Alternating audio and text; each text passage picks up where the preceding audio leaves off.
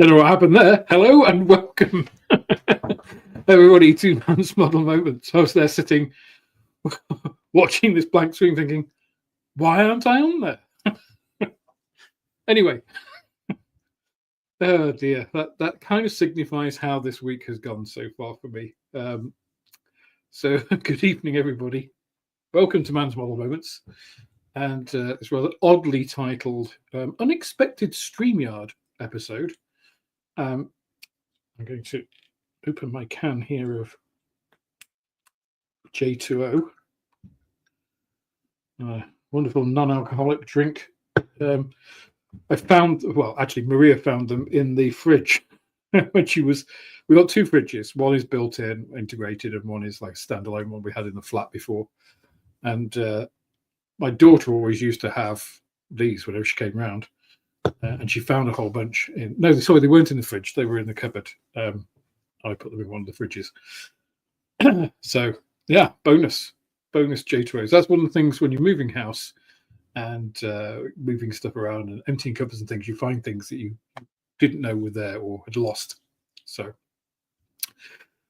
yes, this evening, entitled "Mortgages Mixing and the Kindness of Strangers," which is a bit of a weird mix. Which I will get to, but first let's do my customary just look through, see who we have in. David Markey, good evening. Gary from Gremlin's Modelling Mayhem. Nick Johnson, Mystery Box Nick. John Christmas, welcome. Michael Myers, good to see you. That's me, I know I'm here. Stuart, Paul Wiltshire, Kitchen Table Modeler. Craig, good to see you. Who else do we have who I haven't already mentioned? Adrian Hook, good to see you too. Kirchhoff, don't think I've seen you for a while. Welcome. Bill, nice to see you. Graham Green, good evening. Steve's Gaming, nice to see you as well. I shall get your questions shortly, Steve. If you do have questions, as always, please put a big capital questions or QQQ so I can spot them. Because as you know, I get terribly behind with the old comments and chat. So just enables me to pick them out easily. BS1WL, good evening. The Kraut, good to see you. George Davis. And Julian Hall, Indy R1, and I'm up to date. So, welcome everybody, and those of you that I didn't mention who are watching and lurking and not commenting, it's absolutely fine. So yes, this evening, I wasn't going to stream this week because, as you know, we are in the process of buying a house after selling this one, which is the mortgages part of this bit, because we were told that we could port our mortgage with no real issue, right? And we are, after all, selling a house for about £130,000 more than we're buying a house for. So porting the mortgage means we would only, the minimum that you can, if you like, leave off is 30,000. That's kind of the minimum mortgage you can have. 20 or 30 depending on lender, but ours is 30. So that would leave us a little bit left over in terms of cash from the sale, able to do stuff, improve things in the house and things. Doesn't currently have a dedicated shower, so that's something we'd like to do. We just turn this light. Let's turn it down, actually, rather than that's temperature, not brightness. There we go, because otherwise it gets glary. Yeah, so it doesn't have a dedicated shower. It just has an over bath shower. No, it has an electric over bath shower, which is a bit naff.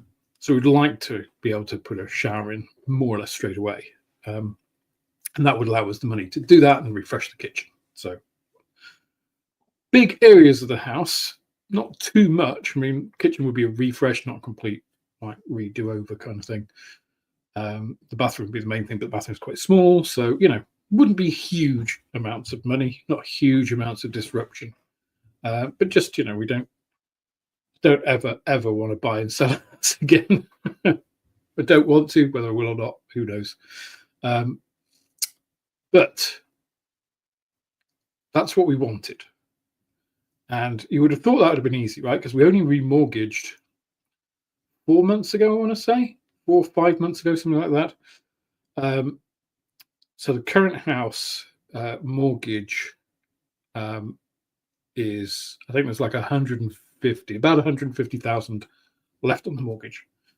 And the Halifax, I'll name and shame them because they are shit. If anybody works for the Halifax, I'm sorry, your company's shit. Very, very unhelpful company. I spoke to my mum yesterday, and I'll come to that bit. And she said, bearing in mind she's like, what, 74 or something like that. She said, oh, they're tossers. That's the first time I've heard my mother say that. But no, she's 78. Sorry. But yeah, so you would have thought, 150,000 outstanding, paying most of it off, so there's only 30 left. You would have thought they'd have been happy with that, considering that they would financially, from a financial side, put a risk. Let's talk about how the banks view it from a risk point of view. Much, much less risk, right? Because our financial conditions haven't changed. Obviously, we'd just be having less debt. And this week, they refused our application. So they said, no, you can't port your mortgage. And I asked my mortgage advisor, I was like, why on earth? And he said, well, sometimes they just don't want to take the business at certain times of the year. And so it's nothing to do with helping people. They don't want to help people. And I got the thing from the Halifax there. And I worked out what it was. It's just because they won't make as much money. So if we port the mortgage, there is no early resolution fee because we obviously have a fixed mortgage. And obviously just having refreshed the mortgage, it's right at the beginning. So they get like although I think it's done on the full term. But anyway, it's like whatever, they get like 3.5 grand if we pay back the money. And if we port the mortgage, they don't get that. And then, of course, the interest on a 30 grand loan, a mortgage over 15 years, is not what they would get from 150. So it's just money. They're just not making enough money. So we're not a financially viable. Basically, they can't squeeze enough money out of us to make it viable for them. So at the risk of being demonetized, they're bastards. Especially to do this right at this late stage, right? So then we looked at other mortgage providers like Nationwide and stuff. The problem is, so I have only got 1 year of self-employment records, tax returns, because obviously the business has only been going for 18 months. It's only been one tax year. So that's not enough for most mortgage lenders. Things like Nationwide we could get a mortgage with Nationwide, but there's no chance of us doing that before Christmas. So we're supposed to be moving in on the 13th. So to cut a long story short, Maria is having to take money out of an account in Barcelona that she and her sister have. I rang my mum and asked her if I can borrow some money until my other house is sold for my financial settlement with my divorce. And we're going to just buy the house in cash. So yeah, mortgages, they are a bane. The banks are leeches. Really, they are. So that kind of has put me, it's a lot of stress this week because it was just like, oh my God, if we don't get it through, it breaks the chain. Buyers could just get pissed off and, forget it all because they're in rented accommodation at the moment. So, and lots of people go through this, right? We have the worst house buying system, I would say, in the world. Scotland has it much better, where you get sealed bids and contracts and everything's done, kind of more in advance. But we have a ridiculous system here, and our banks are dreadful, especially given that we bailed them out. They've got very, very short memories. 16 years ago, they were up shit street. And so, yeah, not not my favorite people, the Halifax, at the moment. So that kind of put me in a bit of a downer for this week. And so, yeah, was feeling pretty bad. And most of what I've been doing for the channel this week has been mixing. So hence the mixing part. These are Luftwaffe colours. These are RAL colours for World War II Wehrmacht AFBs. So I've got all of those mixes done. I've got scripts written for, I would say, well, for one of those and for about 80% of the other. So I'm going to do all the recording for that. And the Luftwaffe one should be out tomorrow. That's where the kind of mixing bit. And I thought, if I just work through today, might be able to get that video out tonight instead of doing a stream. But then come on to the third part, the kindness of strangers, and this community, right, the modeling community. Because I had a package arrive. I had UPS arrive and drop off a package that I wasn't expecting. And I say I wasn't expecting it. I didn't know it was gonna come. I was expecting it at some point. I didn't expect it to come today. It just arrived without notification. And it was a set of Atom paint. I've got World War One there, World War II rather, RAF, late war, basic War Games colours 1 and 2, as well as some thinners. Thinner and cleaner with retarder there. And these were very kindly sent to me by a viewer who I won't say who they are because I don't see them in the chat. I don't want to kind of embarrass them if they don't want to be mentioned or something. I'll wait until I'll speak to them and see if they want to be mentioned. But anyway, it kind of really lifted my day. So thank you massively for that. So he'd emailed me through the shop chat, saying if I had considered the Atom paints, and I said I've actually written to Ammo and said I've been doing this series on paints. I'd love to review the Atom paints because people keep asking me about them, and I didn't have a reply. So he actually went and bought them from Atom and shipped them to me. So very kind, very generous. So you will be seeing me give the full ICM colorimetric scan treatment on these paints and give you my opinions on them. They did send, first impressions of the package, if you like, pretty good because they sent a ton of stuff. So all of this gubbins, a little note from Mig Jimenez,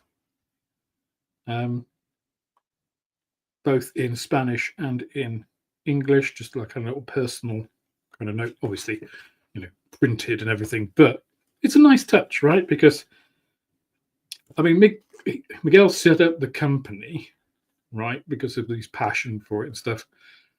It's the same reason I set up the shop, right, was because of my passion for the hobby. So I can appreciate where that's coming from. So I quite like that. The user guide for the Atom paints. So I had a brief flick through this, and it looks pretty comprehensive. It's got really nice, full color, glossy.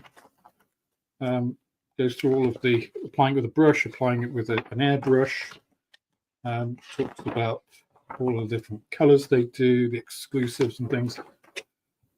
Really, production quality is superb on that. There's just obviously a lot of this is advertising for other stuff, weathering stuff. What's that one? Adhesives, sanding and polishing tools, motor paint colors, panel line wash. All obviously advertising stuff, but it's really nicely done. Little thank you card with some feedback stuff. It's a nice package. As a commercial operation, And as a model, that's the kind of, as a customer, just a general customer, that is kind of what you want to see. Something on the oil brusher, which I haven't tried. They look pretty nice, and I've heard good reports of them. But again, a lot of these products, because people often ask me, have you tried MiG this or ammo that or, AK another?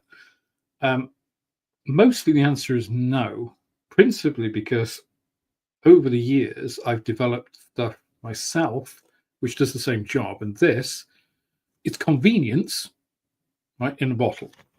There isn't anything here that I can't create from oil paints and washes and stuff that I already have. It's just that this allows you to just buy it and do it, which is both good and bad, right? It's kind of why I'm doing the mixing paint series, because this produces an effect, but you do it without any other understanding necessarily of why it's done what it's done. So, but again, it's one of those things, you pay your money and you take your choice. And, I must say, it's very nicely produced. It looks good stuff. So, have to see on that. They've got these ionic smart colors, which I've not heard of before. So I'll have a look at those, see what those are. But then the one thing that did catch my eyes, you see, it's typical. This is how they get you every time. And, especially modelers know how to capture other modelers, right? Is this lock and load.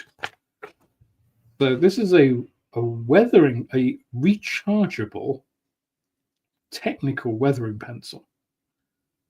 That's cool, right? So this isn't just a set of weathering pencils, because again, there is nothing here that you can't do with a set of just normal artists' water washable pencils. The pencils that you can add water to and also act like a paint. You can get them from Lidl or Aldi. I sell them at the shop. There's nothing you can't do with those that you can do with these. But this is cool. The idea is really neat, right? You've got all of these like different LEDs of different colors that you can put in the pencil. It's what I lovingly describe as gear porn for modelers, right? It's gear, it's stuff. You don't need it, but it's cool, and you kind of want it. Would I actually use it if I had it? Probably not. But it looks really cool. So that's the sort of thing, right, that I might ask somebody to buy me as a present. Yeah, like a Christmas present or a birthday present, because it's something I know that I wouldn't get enough use of if I just bought it myself. I would buy it, I'd try it a couple of times and probably leave it in a drawer. Whereas somebody else bought it for me, I might give it more of a go. It's that kind of a thing. But yeah, I thought it was a really nice pack of stuff from a kind of commercial marketing advertising point of view. Now, as I have been yabbering about nothing really, I have seen the chat choggling along. So let me choggling, is that a word? So I've just scrolled way back. So people commenting about kits they are finishing, stuff they're doing.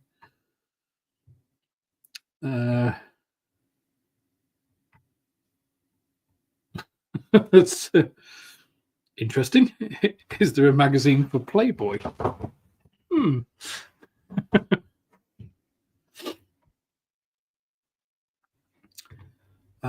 Now, crowd, Wells Fargo. I actually have an account. Well, I say I had an account with Wells Fargo in the States. So when I first went to the US, the company I was working for, a company called Dynax at the time, now owned by Thermo Fisher, in Santa Clara, was headed by a guy called Nebojša Avdalovich. He was a double doctor. He was a doctor of medicine and a doctor of science, proper doctor. And although they were paying for everything, and I was a PhD student stuff, he said, do you need money for expenses? And I'm just like, well, okay. But I needed a US bank account for them to pay me kind of, petty cash kind of money. So I opened a bank account at Wells Fargo. And the only reason I chose Wells Fargo, and this is very dating, is because you got a checkbook when you opened an account back then, right? And the checkbook had a choice of different backgrounds for the checks. And one of them, and I thought, how American is this? Wells Fargo, it had a stagecoach with like horses, like a cowboy stagecoach. That's the only reason I chose Wells Fargo. I think I was slightly overdrawn when I left the States, so they're probably looking for me. I think it was like 120, like $1.20 or something overdrawn, with compound interest. I probably now owe them a portion of the national debt or something. But I expect they just closed my account. All those records were destroyed in the financial crash. We'll see. Makes you wonder really what difference it would make, doesn't it? Yeah, I think, Paul, I'm looking forward to not having a mortgage. I mean, it'll stretch us a bit at the start. I'm actually going to look at withdrawing part of my pension pot. So you can withdraw 25% before, take it all out tax free. So I'm looking at doing that to kind of cover the, let's call it, incidental expenses. Not that you should have to do these things, but it's nice to have that kind of extra security. 57. I've only ever bought one house. Nearly. I'm trying to think of the number of houses. So in terms of buying houses, I've only ever owned 3 properties. This one that we're coming up with will be the 4th. That isn't the number of times I've moved, however. I'll only count. So we moved from the northwest, from Cheshire to Wiltshire. So I'll only count the ones from when I was married with children, right? So 6 months after we were married and had Oscar, 6 months after we had Oscar, 6 months after we were married, so about 18 months after we were married, we moved to the southwest from the northwest. It was absolutely the worst financial thing to do, moving from a less expensive part of the country to a more expensive part of the country, from a small house to a large house. But that's what you do when you get a family, right? So that was move number 1. We were there for quite a long time, about 11 years. And then we moved out and rented for a year. We were supposed to be doing a long-term rent, and then they changed their minds and decided that the other people wanted to move back in, the people who owned it. So that was move number 2. So then we actually bought a house. That was our first purchased house. Tiny little 2 jam factory, like Victorian jam factory cottage workers, jam factory worker cottages, which had been joined together. That was the 3rd one. Then as the children grew up, we wanted to move to a bigger house, which was just up the road. So we moved there, but that house sale fell through. So we had to move back to our other house and then put a load of stuff in storage while we got our next house. And then that's when we separated in 2018. So I moved to a flat and then to this house. And then we're moving there. So it'll be 9 since I've had children. It's a nightmare every single time. And every single time I hope and swear that it will be the last time. And moving is the worst. So, Greg said, really annoying considering the amount of rowing bastards getting interest from your mortgage. Yeah, it is. Absolutely, Greg. Yeah. I think it's everywhere. So, it's funny because Maria said, aren't they supposed to help us? And I'm just like, the banks aren't there to help you. The banks are there to make money. They're companies. They are purely there to make money. That's their sole interest. They use our money and invest it on the markets. And well, we saw what happened in 2008. When everybody went to try and take their money out, they don't have the money. They don't have the money that your account says you have, because they've taken that and they've invested it somewhere else, which is why they're terrified. They only have enough cash to cover a small amount of the accounts they have, which is fraud, really. But hey, we're not going to change it now, are we? So after the Playboy one, Julian says, I think you meant PlayStation or Game Boy. There is a magazine for Playboy, but it's more top shelf. I mean, maybe he was asking for a Playboy one. Maybe he thought you just slipped that one by. You never know. Hi, John. Good to see you. You're welcome to pop in as always.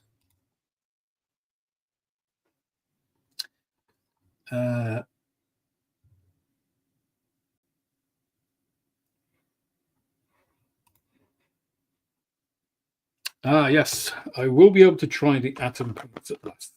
So, and the one thing, so the really good thing is I've got all the data. Something that I will cover in the video tomorrow. I've got really good data on the colors now. I won't spoil it, but again, well, actually, I'll spoil it for you guys. You've turned up here. Why not? So another viewer got in touch after the mixing paint stuff and talked about the limitations of these handheld devices, which I'm well aware of. But I mean, we talk about limitations because if you are an industrial user, like let's say a professional user of these sorts of things, then that is, it's a consumer grade instrument. It's not an industrial grade instrument. Really, what you need for the best data is a spectrophotometer. But spectrophotometers are tens to occasionally hundreds of thousands of pounds, which I don't have. And that I do have is used buying a house at the moment. Not quite sure how I'm going to pay the movers yet. I think you only have to pay them after you've moved, right? But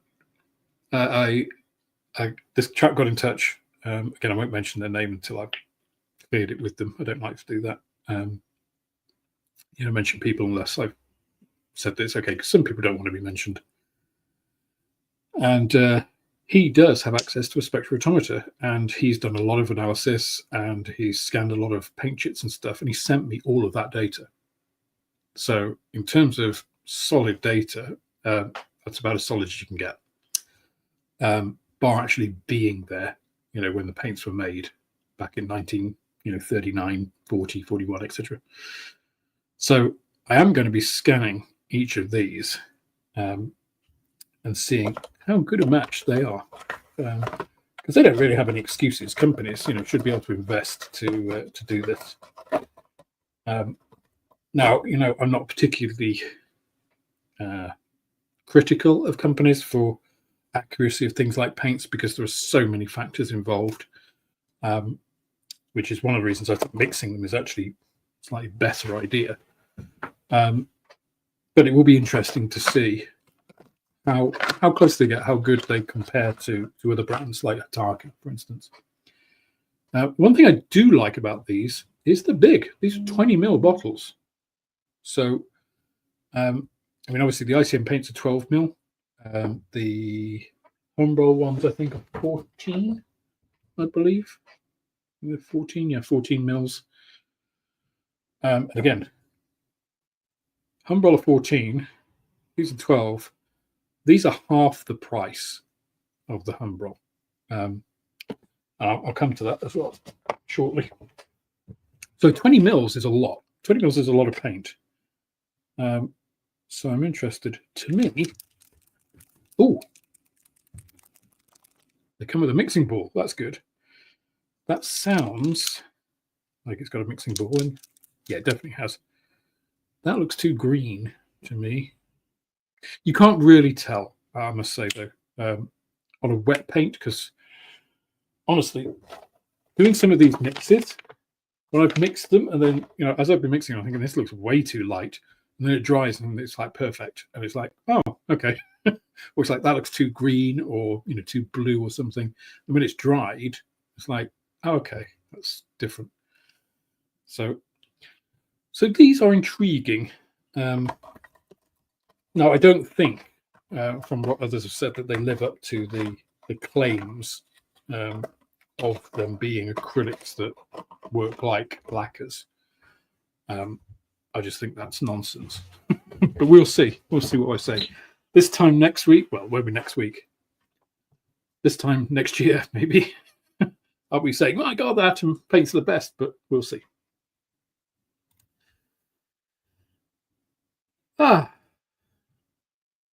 Dave, you star. Dave is again, talking about the kindness of strangers. Dave is one of those people that supports not just my channel regularly, but other channels as well. He's a true bastion of the community. So thank you, Dave, for gifting 10 Man's Model Movements memberships. For those of you who received them, go to the community posts on my YouTube channel. You will find a members only post there. You may have to scroll back for it. I don't know. That has the link for the Discord channel.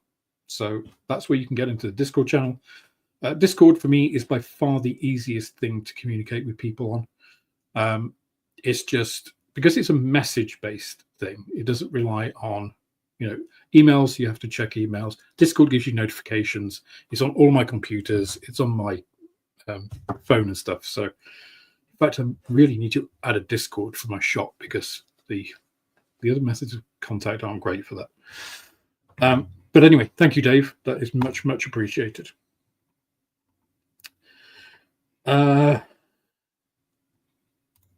George364 says, I have just one of the atom paints. Seems nice so far. Okay, that's good to know that I'm not going to have an absolute mare. Although I might do, you know, one person's experience is not necessarily the same as somebody else. I had to refinance my mortgage to settle with those robbers. Swine, the lot they are. Yeah. There's actually he's an Australian YouTuber who does a lot of financial, well, not really memes. They're skits of, like, you know, contactless payments. You know how people invented things like loans for cars and stuff. And they're quite amusing, you know, just like a bunch of guys in suits sitting around, all obviously played by him. You know, it's like, oh, I've got an idea, you know. You want a new car, don't you? It's like, yeah, but I don't have 30 grand. It's like, what if I said you could have that car now? And it's like, oh, yeah, that'd be great. It's like, but what do I do? It's like, well, you just pay like $300 a month. It's like, okay, that's great. It's like, so how do you make money? It's just like, well, they have to pay that for that. It's like, what's the APR? It's like, oh, it's like 32%. It's like, that's insane. It's like, yeah, it's like, people aren't going to go for that, surely. It's like, I think they quote something like $1.4 billion in the US from car loans and stuff, hire purchase and things. Insane numbers, you know.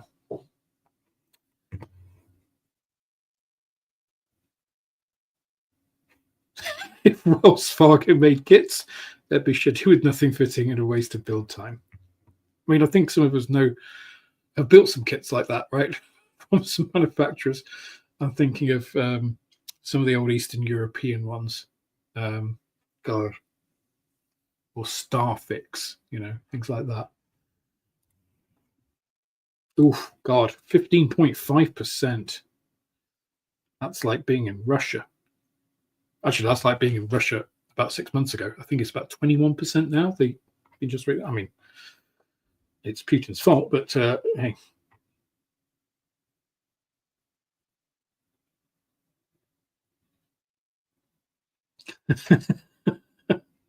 Julian Hall says, I had a bank account with just over £1, so I thought I'd close it. They wanted me to write in, which probably would have cost roughly 50p. I thought, sod that admin. You can't.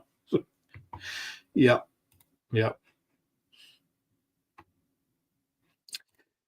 A foolproof yellow paint would be nice. Yeah. Outlaw, but I appreciate it's lacquer based. So speaking of Outlaw paints, and I know I'm kind of dotting all over the place here, and I apologize for that, but you guys know what these streams are like.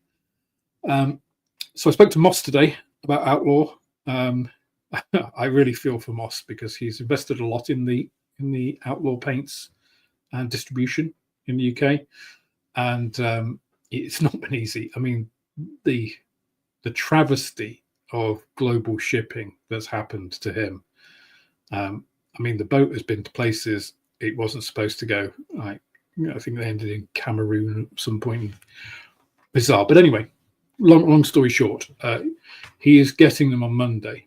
He's actually physically got to go and drive to pick them up. After they're getting shipped to London, and then they go to Southampton, and then he's picking them up on Monday after paying yet more import duties and stuff. So when he has them, he's going to let me know, and I'll be able to get my stocking order in. So I know some people, I don't know whether you're in chat or not, but some people have orders at the shop which have been waiting for. Actually, I think all of them are just, I think there's 2 waiting, and they're both just waiting for one color each. Yellows are the ones. It's people always order yellow, so it's the first thing to go out of stock. And unfortunately, the website doesn't necessarily update when I sell stuff in the shop. Mainly because the stock system I use, so it can't scan the barcode, and Outlaw paints don't scan well for various reasons. Again, Moss and I were talking about that today. But then it doesn't deduct them automatically from the stock system. You have to do it manually, and if you've got a busy shop, then sometimes that doesn't happen until someone's bought it already from the website when something is already gone. So unfortunately, that's kind of one of the limitations of the system at the moment, because it doesn't have all the barcodes in, or it has the barcodes in, but doesn't necessarily scan them. Things, again, bizarrely, Humbrol enamels, much smaller. They put the barcode on the bottom, much smaller area, tiny little barcode. They scan every single time perfectly.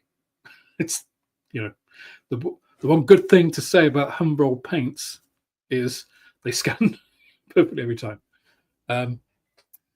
I have done a bunch of stuff on some of these Humbrol Gen 2s. So Humbrol reached out to me a while ago, asked me to do that, and I said, could you send me more?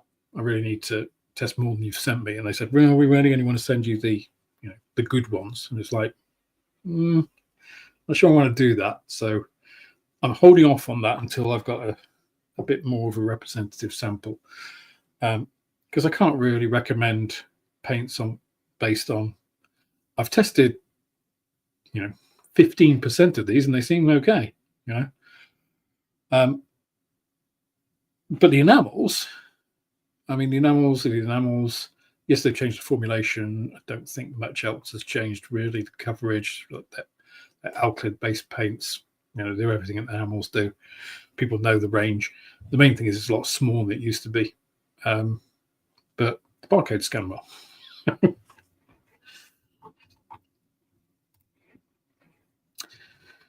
Kirchroy, for busy time because I have a 2-month-old baby, so lack of time and work, hard to sit next to the workbench. Yeah, 2 months old. I both envy and don't envy you. So it's a joy to have a new child, and enjoy the time because it passes. I'm sure people have all said this. It sounds very contrived and kitsch, but it does pass. They grow up massively quickly. And this is one of the things with people, right? Your perception of time changes as you age. And yeah, they are. My son's 24 now, and it seems like a couple of weeks ago that he was, saying plantains instead of planets, and all that kind of stuff. So yeah, savor it. Don't worry about it. You have plenty of time to do kits.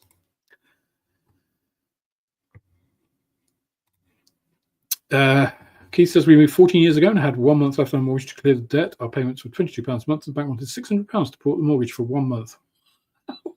We declined their kind offer. Yeah, thanks, but no thanks. I mean, this is it. When I heard that, I just rang Marie and I said, look, I've had a wild, wacky idea. Why don't we just tell them to fuck off? And there's me demonetized. And just buy the house. You know, you've got money in Spain that you can, not a lot, you know, but we're 16,000 short. I'm pretty sure I can borrow 8 grand off my mum, you know, until I get my financial, until I sell the other house, get the financial part of that. If you get 8, then we've got the 16, and we could just buy it and then screw the banks, you know. And then we don't have any mortgage, you know, so it'll be more relaxed, and we'll just have to live with a shower, electric shower over the bath for a while. It's not the end of the world.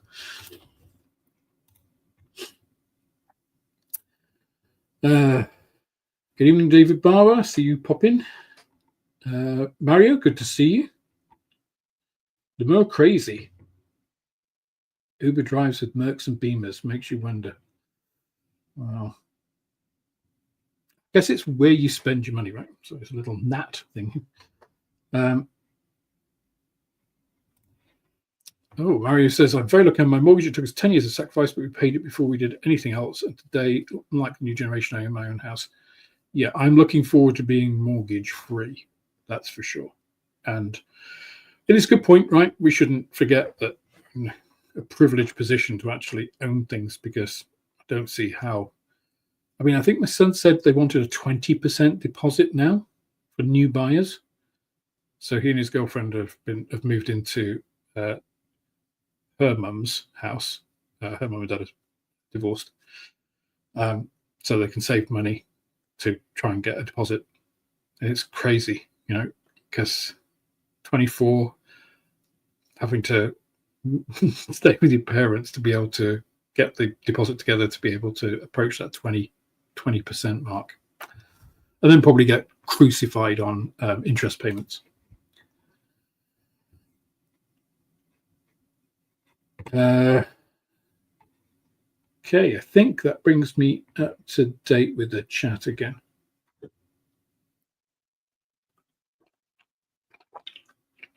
A bit dry.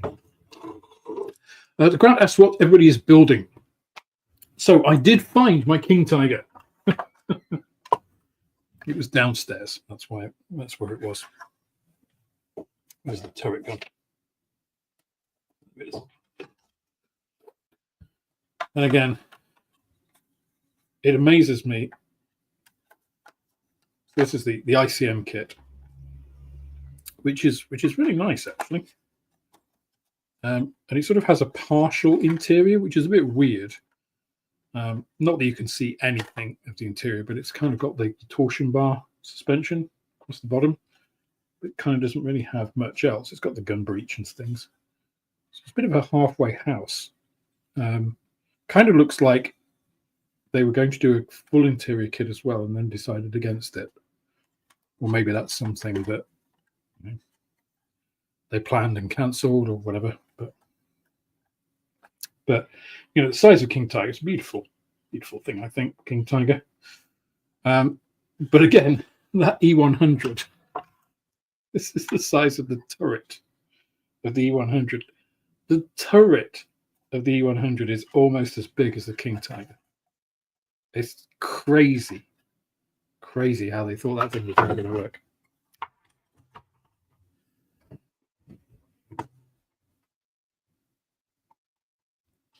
Other than that, of course, I have been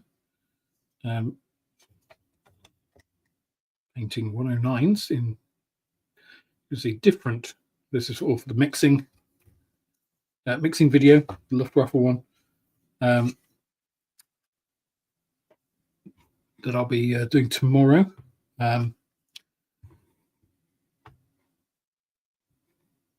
Taggers has posted. Evening Taggers. 1980 average UK house price adjusted for inflation was £80,000. In 2023, the average first-time buyer deposit is £60,000. Wow. Yeah, that's insane. And inflation-adjusted wages haven't increased in the same way. That's the problem, I think.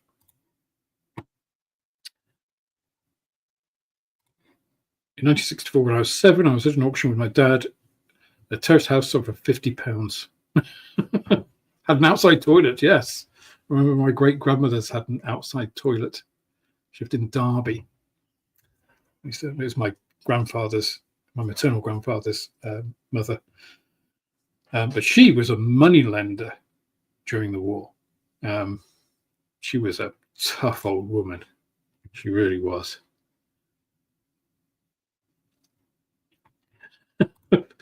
Interior armor kits are proof Satan designs punishment for modelers. Hi, Dave. How's it going? Good to see you here. Ooh, building the 5.3 centimeter Gruson Fahrpanzer.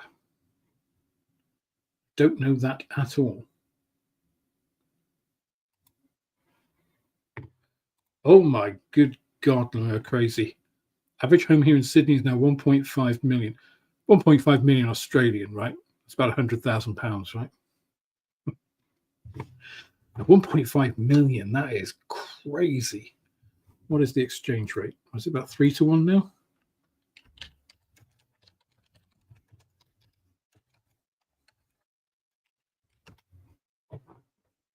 Oh my God, it's about 2 to 1. That's £700,000.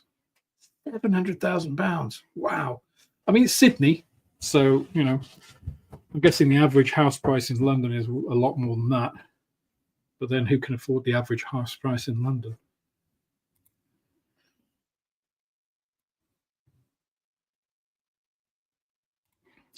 Nothing wrong with outside toilets. I have an old original Victorian outhouse. Yeah. Well, I mean, most of them were, right? So my grandmother's house in Derby was Victorian terrace, basically. And yeah, had an outside toilet, which was eventually incorporated into the house. Whether it was a council house or whether she owned it, but there was a program where they upgraded and basically put a kind of little connecting corridor to the outside toilets.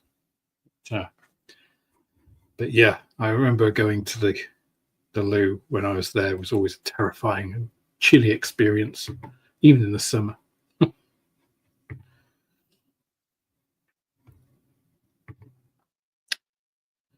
Okay.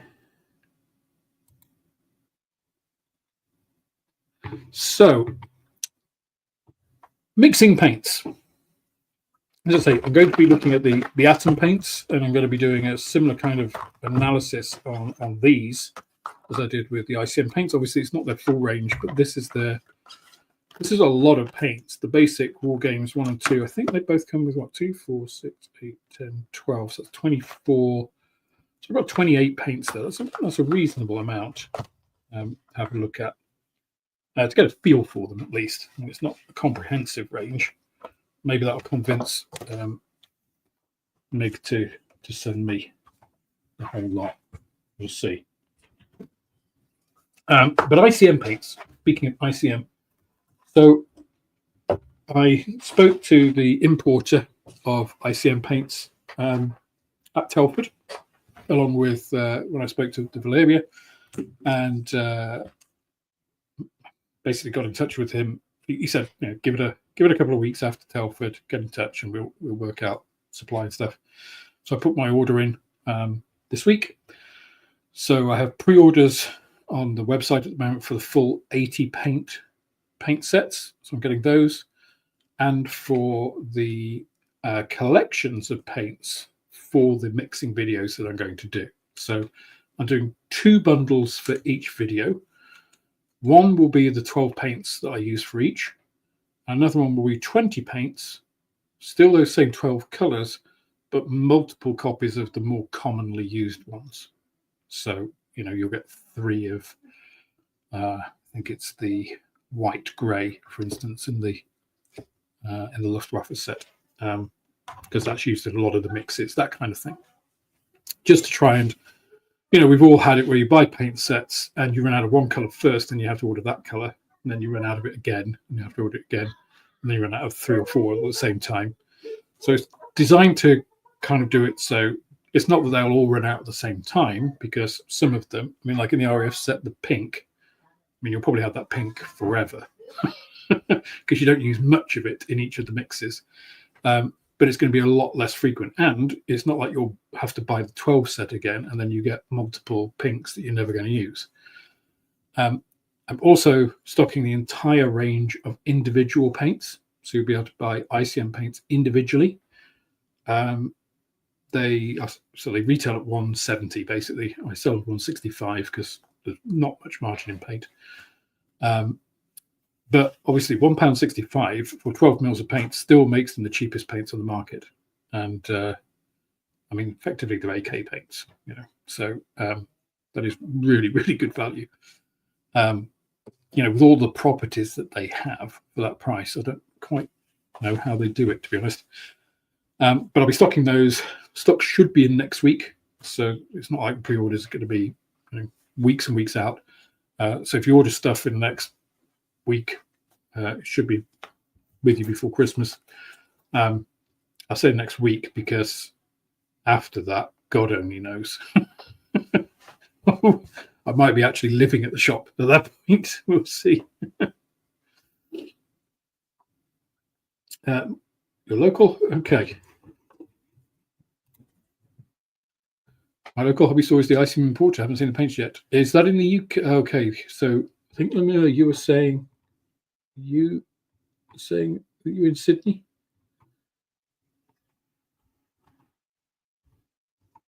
Because I don't know. Because I'm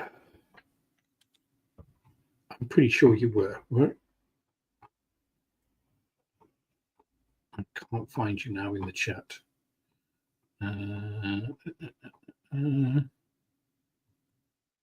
Yes, Sydney. Okay. Yeah, I mean, Australia is a lot further away. So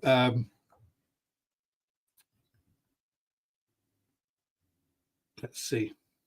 As I said, I mean, the trouble Moss had with shipping from Australia, you know, it shouldn't take 6 months for a shipment to get anywhere, basically, in the world.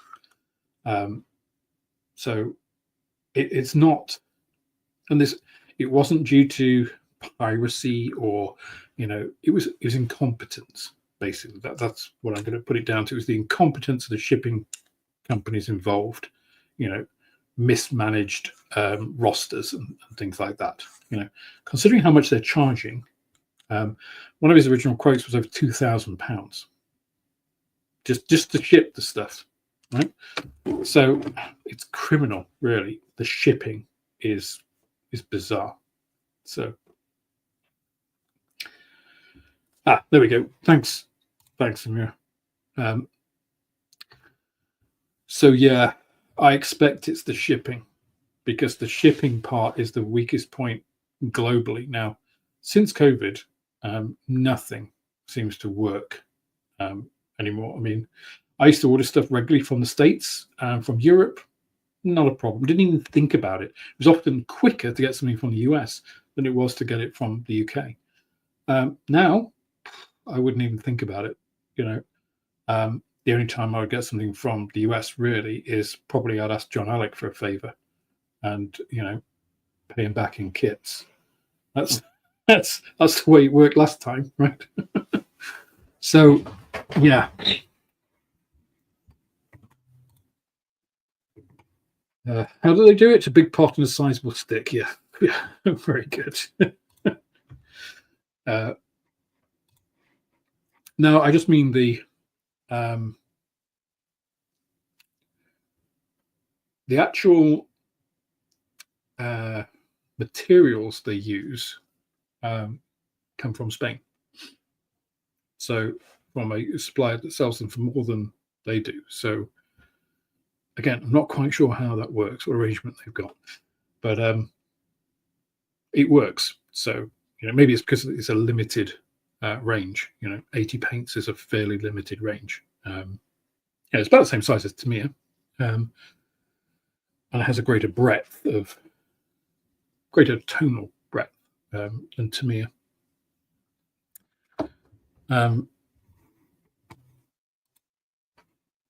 But yeah, I mean, it's going to be interesting trying the atom paints, because I'm not really that interested in spraying them. And I know they make lots of claims about how they spray like lacquers, but they're an acrylic. I don't believe that. Just from a chemical point of view, they're not going to have the same adhesion as a lacquer. Just chemically, it just doesn't work that way.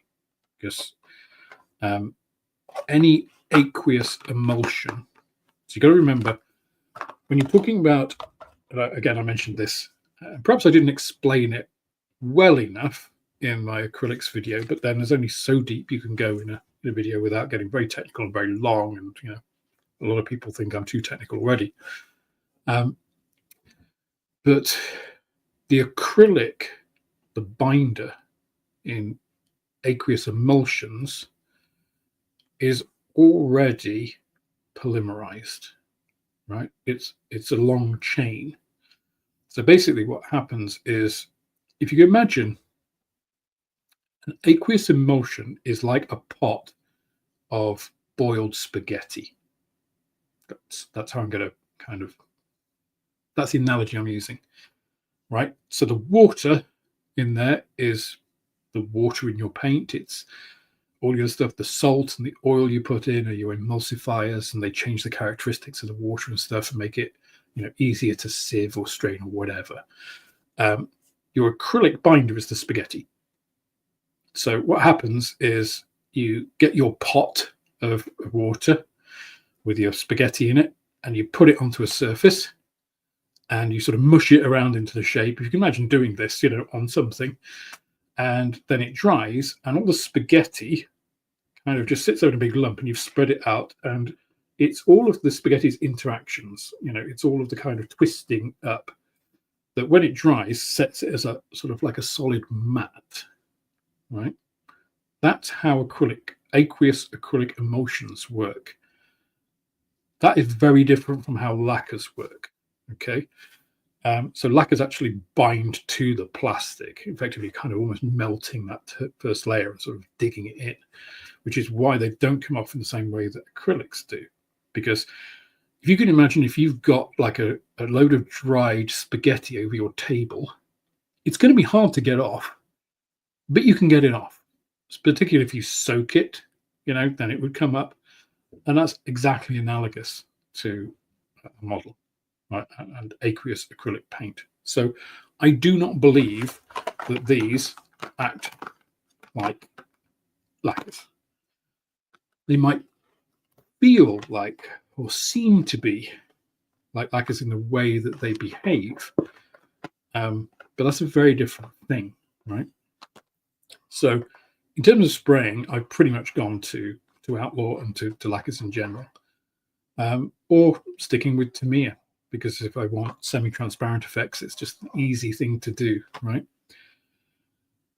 But it'll be interesting. I'm interested to use them. So especially brush painting, because brush painting, I think, is where aqueous acrylics really shine. Because if you think about how many mini painters use enamel paints, or how many of them use lacquers, and it's pretty much none. They all use aqueous acrylic emulsions, because they've got a lot of advantages in that field, right? Blending is one of them. And interestingly, this is why they don't use Tamiya acrylics, because they don't blend well, because they've got a lot of alcohols in, so they dry quickly, and skin and all that kind of stuff. So now I've been wittering, so let me go back to the chat. Australia indeed is only a small percentage of the modelling population. So is the UK, though. If you look at if you take the global population of modelers, the biggest population is the US. It's just the biggest population. If you look per capita, it's the Japanese, but Japan's a small country. Yeah, even Southeast Asia as a whole, the amount of modelling people in there, it's still, Japan is the cultural kind of percentage-wise high of modeling, but the US is just big, single largest market in the world. The next one is Europe. So you've got the US, you've got Europe, you've got Japan and Southeast Asia, and UK, and then Australia and everywhere else kind of comes in. Places like China, are huge markets, but this is a luxury hobby. It's made with disposable income, and the equivalent, let's say, quality of life threshold in China is much higher than in, say, Europe. So the percentage of the population that actually resides in cities is much smaller. I think most of China is rural. I doubt there's much modeling going on in rural China. It's going to be concentrated in the population centers, and it's a vast country, right? Same with India, right? The population demographic, it's just they've got, most of the population has more to worry about than modeling. Africa is the same,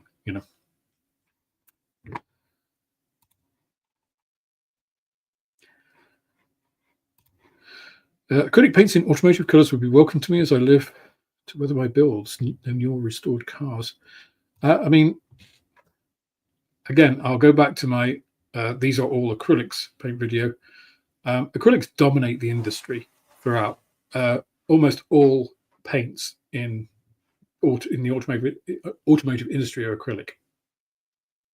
The actual binder. It's the carrier. They're lacquer based, but they're lacquer based acrylics. If you look at 2K coats on cars, they're all acrylics. But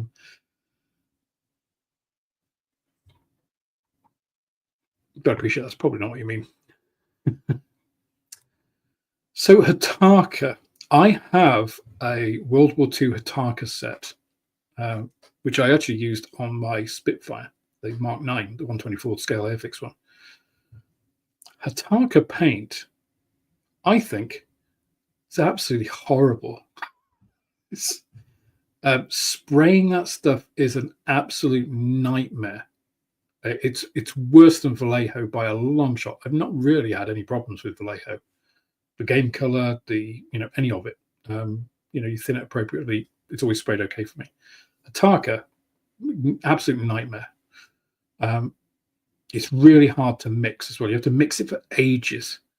I had a bottle of the interior green gray, and I mixed it up. And when I first sprayed it, I was just like, "This is blue. What the hell's going on here? It's really thin." It just hadn't mixed. I'd mixed it for ages, but it just wasn't mixed. I had to put it back and mix it up again. It was terrible.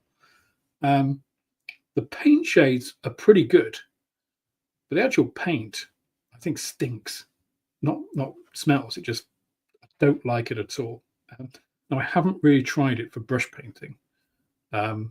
Maybe I should go back and do that, but kind of put me off that experience with the Spitfire. I struggled through with it, so my Spitfire is painted in Hataka, but it was work. I don't think you should fight your paints, which is what I'm hoping. People talking about the lacquer-like experience. I'm hoping that means that they're easy to spray, and that will be very welcome. I think that's a good thing. Also, I'm wondering what this thinner is. See if I can. I think that's got butoxyethanol in, which would be my guess. Yeah, it's got a flammable symbol. Butoxyethanol is an alcohol derivative that's in a lot of stuff. It's really good stuff. It's a really good solvating solvent. It reduces surface tension, and yeah, it's. I was looking at making my own aqueous thinner. Butoxyethanol is what I was looking at. I think that smells very much like it's got. Yeah, I'd be almost positive that's butoxyethanol in that one. By the way, you shouldn't sniff this stuff. Do as I say, not as I do. Paint is pasta. Absolutely, that's it now. Let me bring John Alec in on that point. Hey, John, how you doing? Hi, Alex. I'm doing good. I just wrapped up work, so I've So been listening to you. Yeah, I've now painted pasta. That's that's my new analogy. Plate of warm spaghetti. spaghetti sounds good. Food analogies are always, they always get Oh people. yeah. What have you been working on, John? What have you been up to this week? I've been working on that Vespid Models Eagle 4. Yeah. And I got to the point just today that I'm going to leave it and get back to my other wheeled vehicle for the group build, the German group build, which is that Mini Art 234/4. Yeah. So far, yeah, the Vespid. There are some very, very delicate indexing points for this, where you're like, okay, this is absolutely not going to support a wheel. When I put a wheel on there, it's just this little tiny little, tenon and mortise. But that's what I've been working on. How are you doing? I know you got a lot going on right now. Yeah, it's been stressful this week, but I'm glad actually that when the paints came, I was just like, you know what, I should do the stream. It always makes me feel good, Cool. Coming on, talking to you guys, and getting feedback from everybody. And sometimes you lose track of that, with all of the real world stuff going on. So it is nice to kind of get a break from everything, from real life. Although I've just spent an hour bitching about it. Yeah. It's therapy. It's therapy. It's cathartic. It is. You get to come on here with your friends and just kind of exactly let it out a little bit. You got to do that, man. Yeah, it's like going to the pub. Yeah. Only with J2O instead. Yeah, I'm drinking Diet Coke. Not quite the weekend yet. Yeah. Yeah, just some Diet Coke. Oh. Good evening, Hagrid. Hagrid Boom. Kilted Model Kit Hunter. That is quite a title, Hagrid. I think we're doing pretty well for a Wednesday. Not too bad. Good. So, how many do you have watching? Oh, we got 88 with us tonight, which is nice. Always good to have a good crowd in. Quite why, I'm not sure, but no, I mean, I think one of the things, mortgages and real life crap aside, one of the things that I've been continuously impressed with over like the lifespan of the channel, I'll say the last couple of years, because really only started up. First 6 months were just learning. But over that first couple of years has been the community, the camaraderie, the kind of and Telford was great because I got to meet an awful lot of people who watch, who don't necessarily comment, because that's not everybody's thing, which I absolutely understand and respect. And that to me is a really rewarding part of the hobby and the YouTube thing that I just never expected. So I don't know, how do you find that? Because I mean, Telford, obviously new experience for you, and you got to meet a lot of people that I guess probably didn't expect to be able to meet you, with you being from the States before. So yeah, it was really nice, and I think most everyone I knew already from live streams, right? So we'd already sort of been hanging out, but to get to meet people in person it's just so fantastic, because we all share the hobby, and we have the same passion, right? It's the same fundamental passion, it was great. It was really great. And Selena and I are going to be going to the IPMS Nationals in Virginia next year, and so I'm hoping that we'll get to meet some of the American more of the American folks, because I know they'll be there. It's kind of car heavy, right? A lot more car heavy than Telford. Well, it's like Brian, Got Fuel, Brian at Got Fuel's Model Garage. He has a Saturday night stream. He's popped onto the channel a couple of times, and his stream is, like you say, it's almost exclusively car builders, right? So I guess is that just a feature of the US model scene, or where does that come from? Because the US has a huge military heritage. So, but we're also car freaks, right?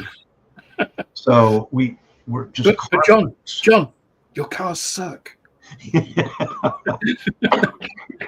Yeah, we're car freaks. That's why we buy that's why, so almost all of our cars are Japanese or European that we have ever owned. And it just goes back to that. We love our cars. Yeah. And almost everybody here, you're either paying rent or you have a mortgage. They're very rare, you come across people that have really paid off their mortgage. And I think one of the reasons for that is you go through phases where home values will increase really rapidly. Yeah. And then if that is coupled with a low interest rate, our biggest sin over here is we refinance, right, to pull cash out of our homes, right? So and we've done it ourselves. Maybe it was 15 years ago, but it was right before the crash, the big crash. Home prices went through the roof. Yeah. The interest rates were low, and we're like, oh man, we can take all this, we can refinance and take money out. And then you take money out and you use it for all this different stuff, and then now you owe it back. You still owe it back to to the mortgage company. So, which is why they're so keen to do it, of course. Yeah, right. Well, I disagree, Kraut, up until a couple of weeks ago. Now, a Jaguar is not going to get you laid. No. Yeah. Maybe laid out in fits of laughter, but okay, so I guess let's talk about Jaguar, because they actually revealed the car, the concept car. I saw that. I ragged him this week. What a piece of ass that is. I'm like, God. Are you trying to sell that? So we have, in the United States, we have this brand. It's called Mary Kay, and it's sort of it's a pyramid scheme type product. And so you have these sellers. So there's all different strata and stuff, and their cars are all pink, right? So it's a Mary Kay car. And so I think I posted something like, it looks like it was so generic that the shape of the car and the color, and it was like, oh, you're trying to sell to Mary Kay. Excuse me. It was the most creative. I watched the whole release bit, and I must say that their head of creativity, their head of design, should not have been the one to give that presentation. He was the most lifeless. The level of energy that he put into it was just like, we are the most creative team, and I wanted them to do. And it's like, oh my God. It's like, are you trying to enthuse the crowd or kill them with boredom? It's like, yeah, they should have got somebody else, a presenter, right, to present that. But I guess, he's the head honcho of design, so I'm going to do it. It's like, yeah, you're the head of design, not of presentation, right? Right, exactly. Get a marketing guy to do it. Somebody with charisma. Well, maybe not a Jaguar marketing guy, but it was just so. It looked like they got a normal car, actually the old F-Type, smoothed out all of the things that made it look beautiful and cut off like the front and the back because it just ended. And, you know, oh God, it's like, if these are the design cues you're going with, that's not good. It's wacky. Yeah. So yeah, not not a good look. I don't think it's, and very impractical. I mean, I know it's a concept car, but I mean, there's no rear view, like there's no rear window, and there's no wing mirrors. So instead, they have these little pop-out brass panels down at the bottom for reversing. That's such a stupid design idea. It's like they're what, 3 inches from the road. Mm-hmm. They're going to get filthy within like seconds of driving anywhere normal. Right. And the first car is going to be over £100,000. Who are they going to sell that to? Lady Penelope. I mean, yes, it did look like the Thunderbirds. FAB1 or something like that. Yeah. I think your video is frozen for me, John. I don't know whether it has. Mine is? Yeah. Your audio is coming through fine, but you're not moving. All right, let me go out and come back in. All right.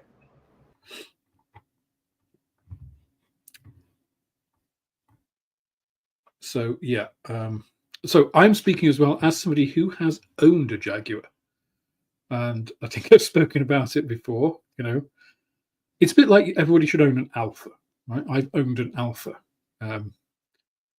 just so I could say I have. I mean, there were very, very many nice things about it, but it was hideously unreliable. It was like even worse than the Jag. The Jag was unreliable, but the Alpha was just like almost impossibly broken, you know. But I mean, I had an S-Type, which was, you know, you then went to basically the Mondeo in a skirt cars. But at least the S-Type was, you know, it had Ford parts, so you expected some sort of reliability, but it was a Jaguar design, you know, not just another car with bits bolted on. But it was a beautiful car. You know, the experience of driving it was good. The level of luxury was superb. You know, it made you feel good, but when it worked. But increasingly as I owned it, it didn't. And I didn't own it long. Not long at all. I think I had it 2.5 years. And probably drove it for about 18 months of those. So yeah, not great. Just to answer hobby time, when you're back at the shop. So at the moment, it's going to be, well, at least a week. Well, no, it's going to be probably, I'm supposed to be moving, on the 13th. That's when we're completing and exchanging, apparently. Welcome back, John. Now you're moving. Good. So yeah, I'm going to be in and out of the shop. Mainly, I'm going in to fulfill web orders. So apologies, anybody that's had delays on web orders. It's because I'm not getting in every day. And plus, I'm not going to complain anymore. I've complained enough on this stream already, but Royal Mail.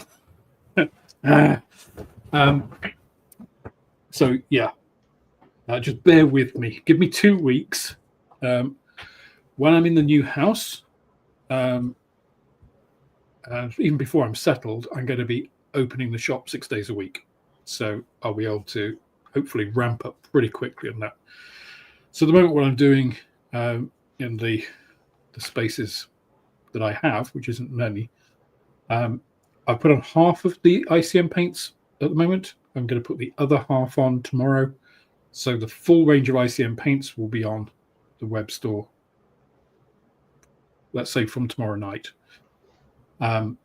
available for pre-order. The paints will be in. They're supposed to be sent on Monday, so I should have them Tuesday-ish. So hopefully they'll go live Tuesday, Wednesday next week. Okay.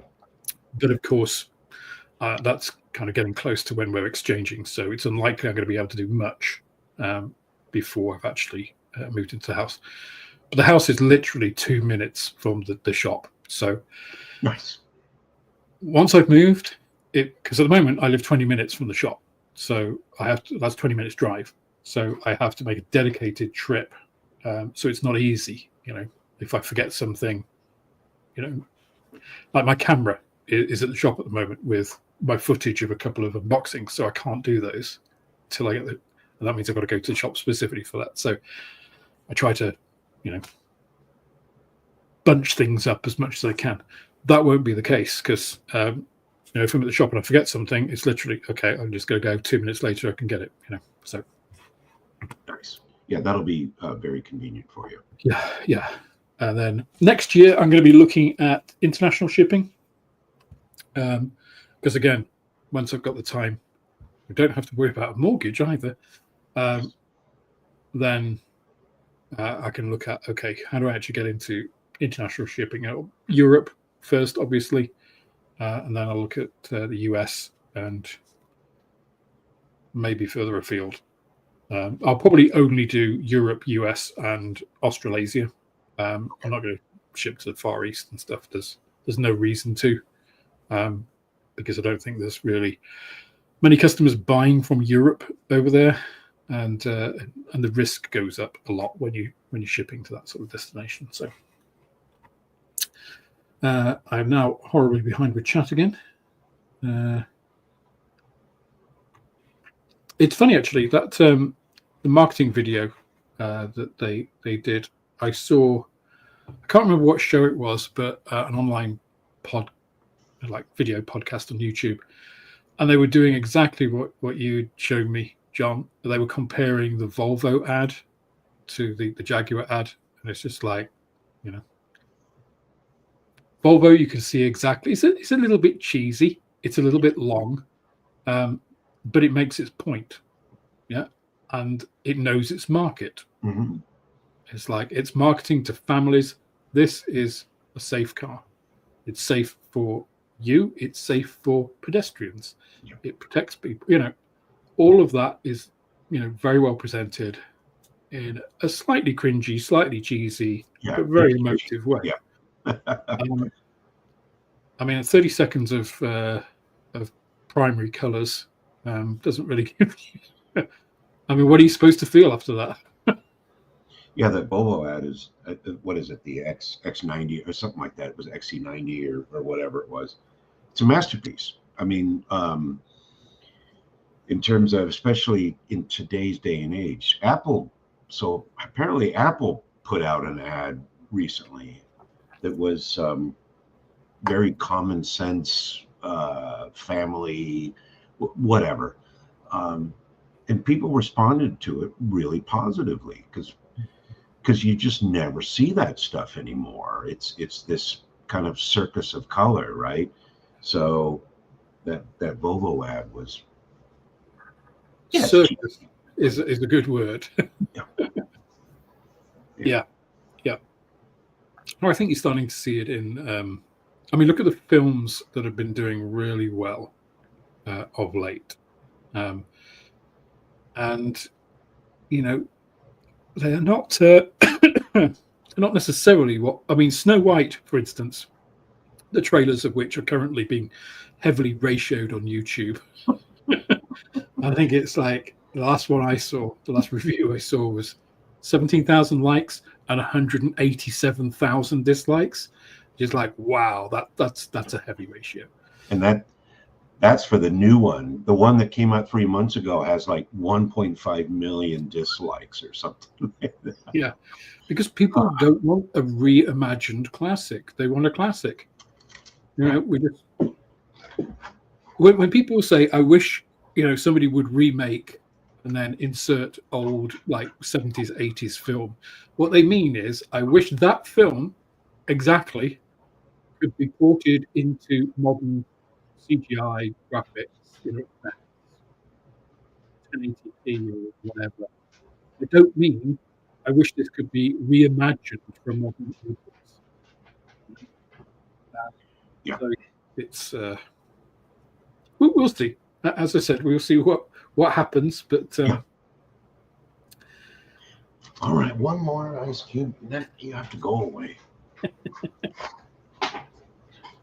Yeah, Jack, we're now building Mattel cars for Barbie lovers. It did very much look like that Mattel kind of Barbie mobile, didn't it? Yeah, it does. It does look a bit.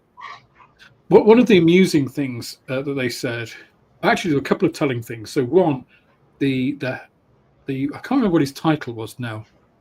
It's like head of creativity or something. You know, they always give themselves bullshit titles, right? If you've got a bullshit title, it means you're no good at your job, right? You just want a normal title, you know, just head of design would have been fine, right? Don't think you're an artist, you know. It's just like, but he was really into. He was talking about his inspirations. Vivienne Westwood was one. It's like David Bowie. It's like, I get David Bowie. David Bowie was avant-garde, but he was a singer. It's like, and an actor, you know. But he wasn't really a designer, you know. He didn't create that much visual stuff in that way. Yeah, he had visual spectacle, but that's something a bit different.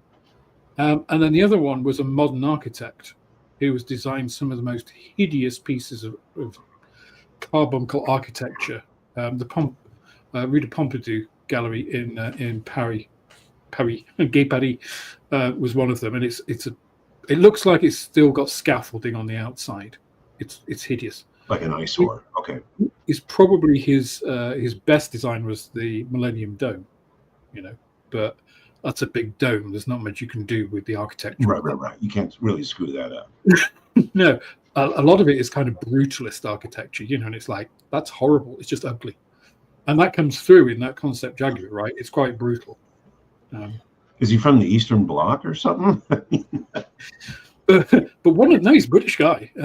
One of the things he said, he was also wearing the most hideous jacket, which, you know, as soon as you saw that jacket, it's just like, no, I can see where this is going.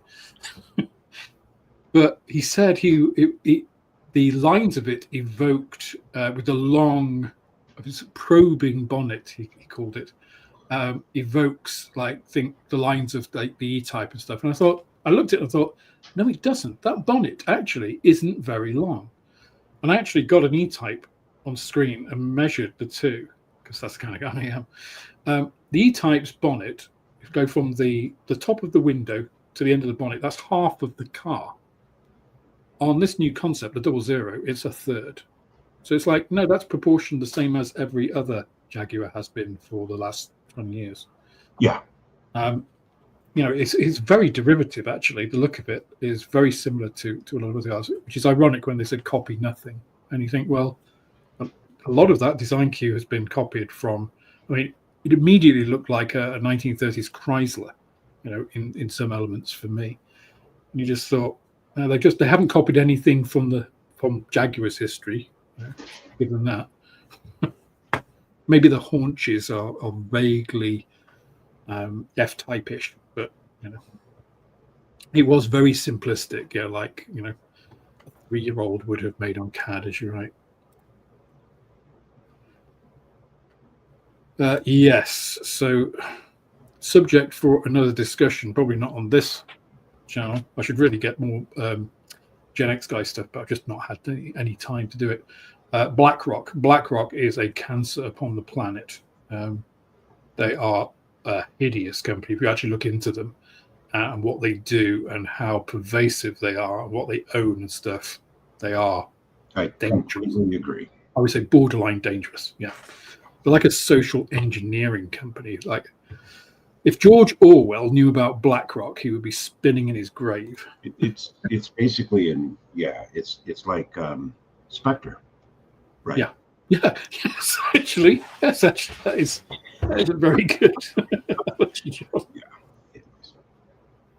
Question: anybody remember the old Ford Pinto Death Mobile? Oh yeah, man. So we had one for a while. My mom. Really? Oh yeah. My mom bought one because they were. It was right before the big recall, and she bought the Pinto station wagon, which apparently was a tiny bit safer because they weighed more than the Pinto coupe, right? And it was no joke. If you got slammed into the back of those things and there was anything at ignition source, they blew up. Yeah, the gas tanks were known to be especially prone to rupture, weren't they?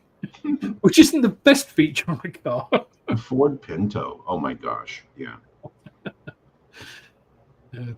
Actually, speaking of being a bit heavier, I don't know. Did you actually watch the Jaguar announcement? I didn't. I just saw the. I didn't want to make myself ill, so I just saw the pictures, right? And so inside the vehicle, right? They have, because Maria and I were watching it together, and she was just like looking at me like. So inside there is a rail, like separating the two sides of the car.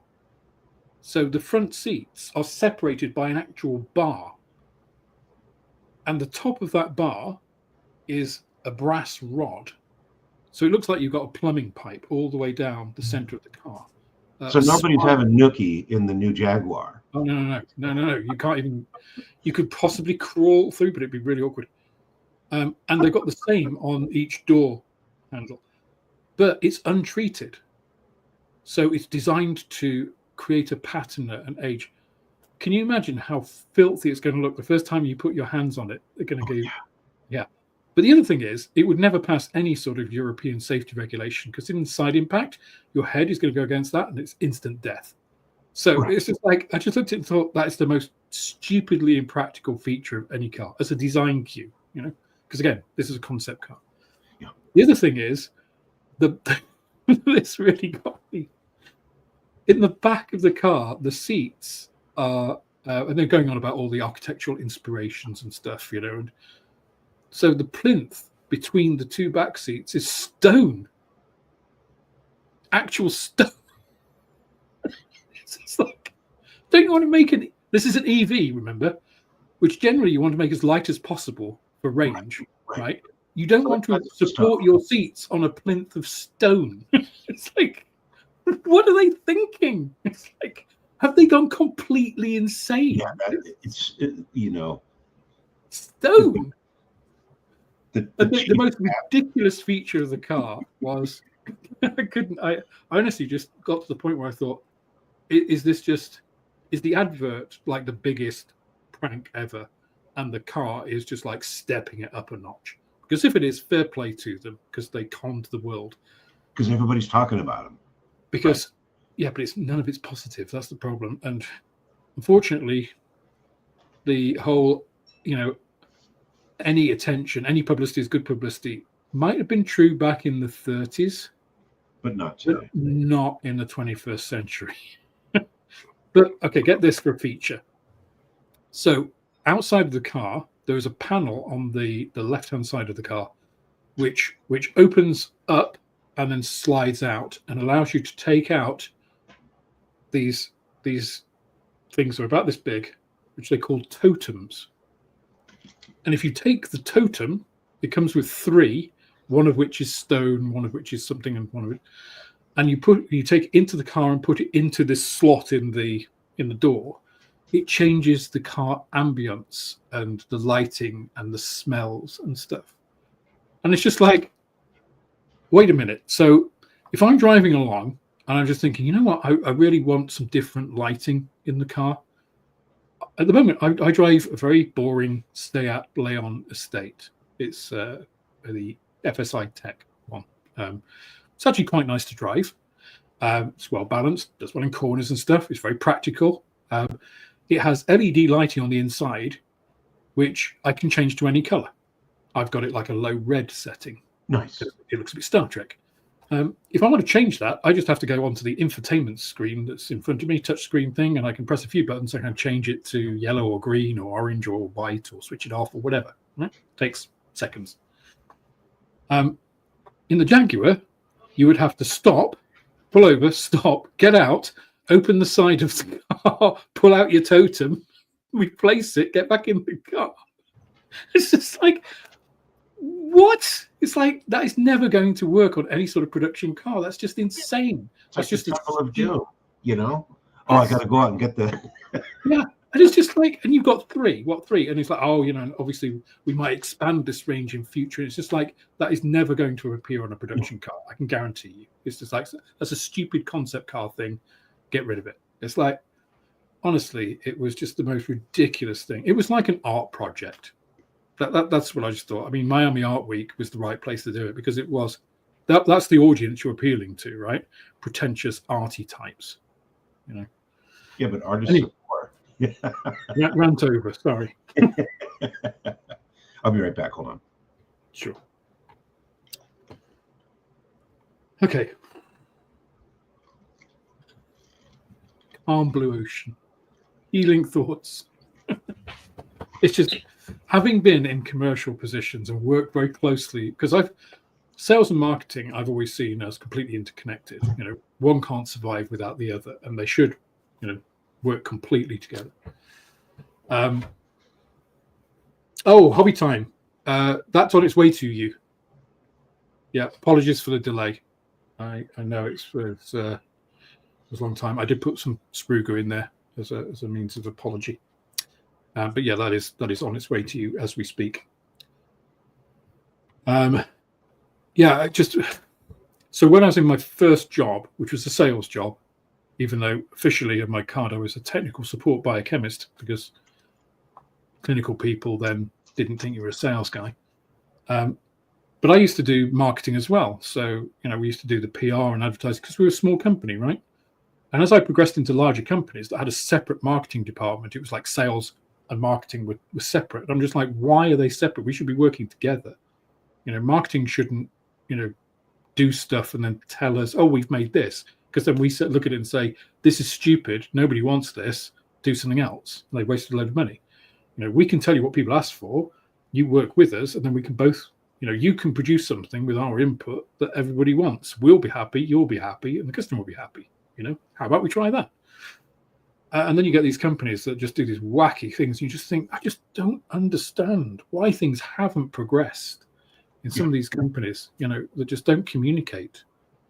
Or if they do communicate, I don't know what they're saying to each other. Thank you, Paul. Much appreciated. Thank you also, Zinzan. Anyway, what frustrates me is illogical decisions, right? Yeah. So that's what it comes down to. It's like we are, you have a company. You are a for-profit company. You want to make decisions that maximize your profit. Yeah. And I think a cardinal sin is when you disregard or move away from your absolute foundation customer base. Yes. Right. Absolutely. It is illogical. It just makes no sense whatsoever. It's actually why I left Thermo Fisher, because, and I think I've mentioned this in other streams, maybe I haven't. I've mentioned it a lot in interviews, which is probably why I think I probably mentioned it. So COVID changed the ethos of the leadership of the company, because we were selling instruments on a first come, first served basis. And there was actually a discussion at one point with my boss, the VP of Europe, who said in a closed leadership meeting that we should sell the instruments to the people who can pay the most. And we're talking about, this is in the height of COVID, diagnostic instruments for hospitals, not private customers. And at the time I was like, this is not why I joined this company.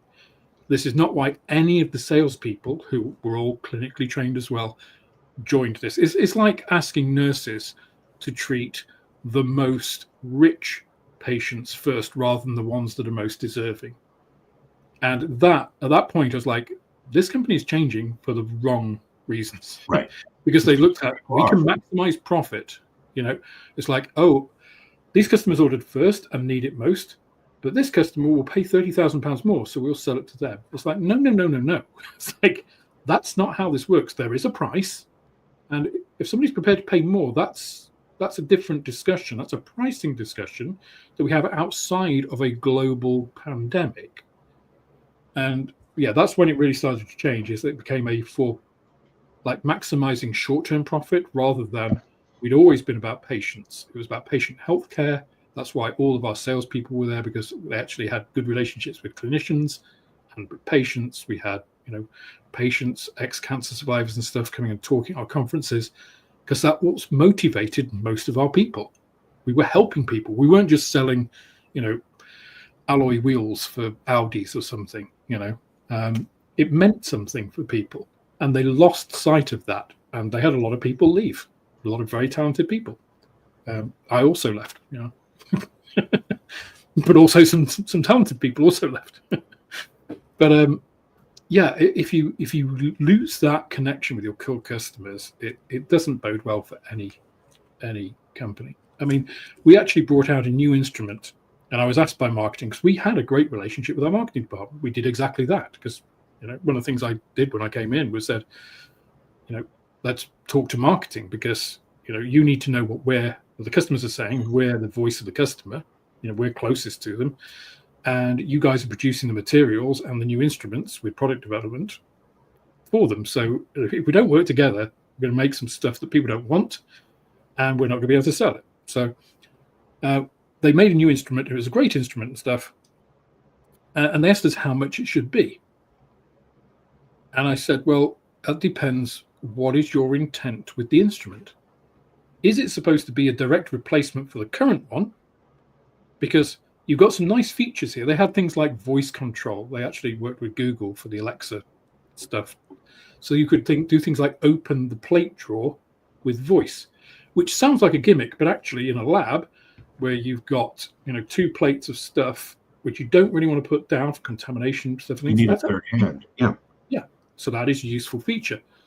But it's not a critical feature, because you could just pick up 1 plate at a time, So it's a value add, but it's not much of a value add. So it's just like, yeah, if this is a direct replacement for the prior instrument, you make it a little bit more expensive. If the current instrument is 50,000, you make it 52 or 55, because then you can say, look, this is a direct replacement. The specs are mostly the same. It does some nice extra stuff, and it's not much more money. So you might as well get this one, because this will also have long-term support, blah, blah, blah, blah, blah. Yeah. If it's like you're selling really on the features and everything, and you've got a whole bunch new features, then it's a premium instrument. We keep the old one, and you sell it at 75. What is your instrument? And they were just like, well, it's basically just the same instrument with these extra features. It's like, right, well, I'd recommend you sell it for a very small amount more. So what did they do? They sold it at a big price, and we didn't sell any. It's just like, you can only take a horse to water. You can't force its face into it. So yeah, it's just like, yeah. And then of course our leadership came out. Why aren't they selling? It's like, because they're selling at the wrong bloody price. If they just priced it how we said they should price it, we'd sell them like hotcakes. You guys have this marketing guy. I forget what his name is. He's a large fellow, sort of like myself, and he's amazing to listen to. The way he breaks down stuff. He does a lot of stuff on YouTube. Yeah, exactly. There's a lot of YouTube shorts, and he talks about Dorman, right? Like at the Savoy or at the Dorchester or something like that. And he talks about, let's save. We're gonna. I won't bore people. So, anyways, I forget what his name is, but he's just fascinating to listen to. Yeah, because he talks about the psychology of sales. Correct. And the great example that I thought he did recently was for Uber. He said Uber was a brilliant invention, not because it doesn't make things happen faster, but it shows you what's happening. And that he said the killer thing with them is they realized is you didn't have to do anything particularly better as long as you told people what was happening. Mm-hmm. Because saying to somebody, your taxi's going to be here in 20 minutes, and then people are looking at the clock at 15 minutes, it's like, is it here? 5 minutes over, it's just like, where is it? Whereas if you can look at an app and say, oh, there he is, he's just around the corner, it doesn't make him any faster. He's still going to arrive at the same time that he would have arrived before, but now you know. It's that assurance. Yeah. Assurance that, oh yeah, the driver is on the way. I'm going to get to dinner. But all it does is it just shows you. It doesn't change anything else. It doesn't change the price. It doesn't change the availability. It doesn't change the journey times. Yeah. It just shows you. He said it's the same as like mobile devices. He said the great thing about these, the whole thing about switching to 4G originally was about speed. So, but you don't need speed. You just need the illusion of it. So tablets are really good at it because they provide the human experience of low latency. So that is, you touch something and it instantly happens. Something happens. Even if it's like a loading screen, you know that something's happening. And he said, and we all know that you're prepared to wait an almost indefinite amount of time if there's a progress bar. Whereas if you touch something and nothing happens, you're just like, oh, it's broken. I'll forget that. Yeah, right. So yeah, the way he breaks down psychology is really good. I can't remember his name either, but he's very distinctive. Yeah. If anybody in the chat recognizes what we're talking about, let us know. What's that guy's name? Yeah. And hey, Joshy B, how you doing, buddy? Hey, Joshy. Hey, Paul. Ooh, you had a beautiful Alpha 166 saloon for 2 weeks. It's all on the road. Oh no. Oh dear. Yeah. As one totem toggles lighting. So all totems apparently toggled all the things. They're just like a different, you could have one for like sandalwood with low lighting and, I don't know, fire effect crackles or something. I don't know. Stupid idea. But only if you pull over to the road and open the thing from it. Why didn't they make it something inside? There's almost nothing else in the interior. The interior is almost completely empty. It's the most boring interior you've ever seen. So there's plenty room for it. But one thing I'm going to ask you, John, I think before you came on, have you tried the Atom paints? I have not. I should have bought a little box of that from you while I was there. I have no idea why I didn't do that. I just kind of wasn't. I've only got the ICM. I don't have the Atom. Yeah. So I haven't tried it yet. Yeah. No, I have not. Hey, you be quiet. She's barking at something. You got mommy all mad now. It could be an anti-dogging feature. I think that's more of a UK thing rather than a US thing, right, John? Dogging. I get the concept, yeah. Dogging is a weird sort of UK thing where people go to car parks and, ostensibly walking the dog, but to have sex with strangers. Or watch people have, yeah. Yeah, we don't really have a sort of familiar with what that is, but yeah, we don't really have an equivalent. I think it's because the US is just too big, right? I think we just call it having sex with strangers. It is very illegal, I think. No, I kind of never really. I mean, if you want to do that, just go swinging. At least that's indoors. Yeah. And outside, especially, why is it a UK thing? We got some of the worst weather in Europe. We're the most unlikely country, really. Italy, yeah, I could understand that. Beautiful countryside, beautiful weather. Yeah, that's more understandable, right? But no, not the UK. Oh yeah, man, going to the drive-in. Oh. Gotcha. You went to the drive-in solely. I mean, because we would go, especially when I was like 16, 17. And when I was 16, I had a very pretty girlfriend, and she was way out of my league. And we would, you call it snogging there. We go to the movies. So we went and saw Dune. We saw Runaway. We saw what else did we see? Purple Rain. We would sit there and we just snogged the entire time, right? How was the film? Oh, it was great. Yeah. What did we watch? Yeah. But to go to the drive-in, that was another level.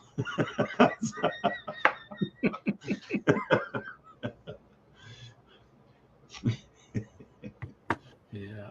Yeah. Anyways, yeah, smoochies. Yeah. So Yeah. I don't know what this, I get on streams and she's because you're not giving her attention anymore. well, she knows I have crackers up here. Stick it down. Buzz it down. Yeah, backseat wrestling. Crave has an Octavia estate and has the low red LED mood light. Well, I mean the Skoda, part of the VW group, same as Seat. It's all the same technology that they're just using in different things in different dresses, aren't they? Or the same things in different dresses.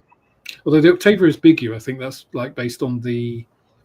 Is that based on the Passat, or is that the Superb? I don't know, but they're all similar. Anyway, where are we?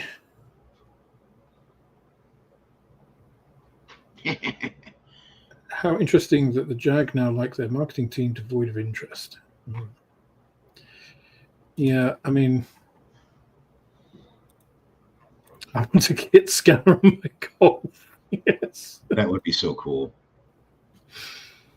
I did think about putting one on my GTO. Who's the guy that did the voice? Daniels? Night Rider. Let's look up Night Rider. Oh, it's the Golf, is it? Okay. Yeah, the guy that did the. Okay, so the Octavia then, the Golf. So that is the same as the Leon, then I think. William Daniels. Yeah, that was him.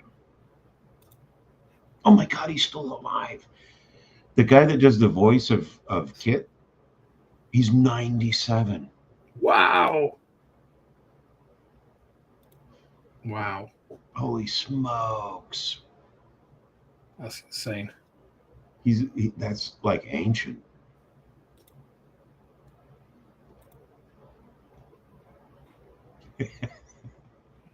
Yeah, but when you say that and then you think, I'm closer to that than I am to when I was born, it's like, that's.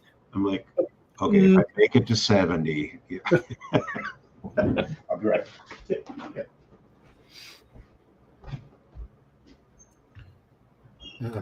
Well, as always, if you have any questions about this bizarre set of conversations, please do put them in the chat. Oh my God, sorry, Tesla. So the other insanity is, of course, Elon Musk heading up Doge, which, of course, there already is an equivalent for. There already is I think it's the Department of Government Oversight in the US. You might know, John. You know, Elon Musk is going to be joint heading the Doge. Yes. But there already is a government department for oversight of that. I think it's the Department of Government Oversight or something like that. Yeah, the AGO. Yeah.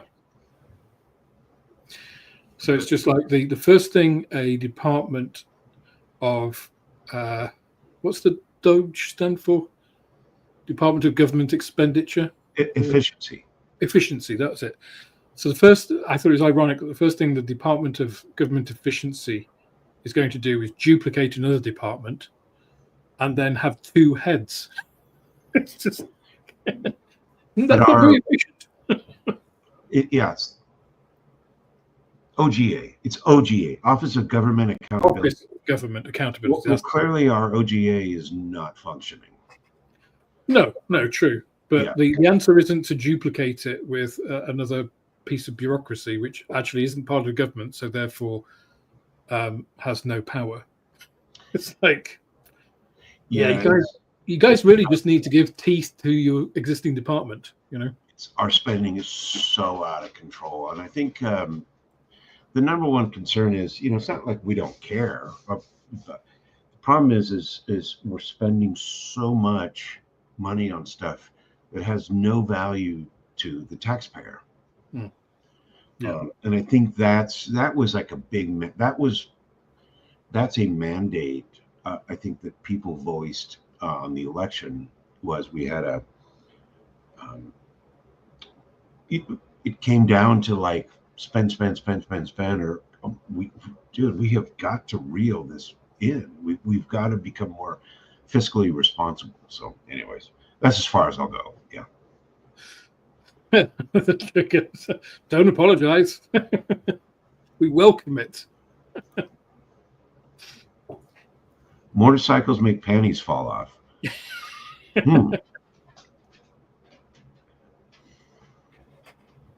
As long as you're the one wearing them, that's okay.